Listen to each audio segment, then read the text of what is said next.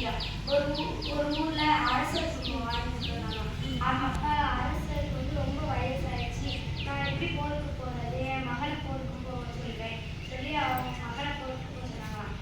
அவங்க மகள் ஒரு தடவை போருக்கு போய் தோத்துட்டு வந்துட்டாங்க. ரெண்டாவது தடவை போருக்கு போகும்போது அவரை கொண்டுட்டாங்கன்னு சொன்னாங்க.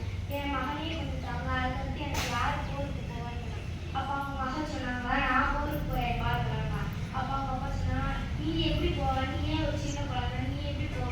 அவங்க மகள் சொன்னாங்களா, இப்ப நான் போய் காமிச்சிட்டு வரேன், அதுக்கப்புறம் நீ என்னை எப்படினாலும் சொல்லிக்கோங்கன்னு சொன்னாங்க. அப்ப அவங்க மறுதடவை கோவில தோத்துட்டாங்க. ரெண்டாவது கோவில ஜெயிச்சு சொன்னாங்க. மூணாவது கோவில் ஜெயிச்சு, நாலாவது கோவில் ஜெயிச்சு சொன்னாங்க.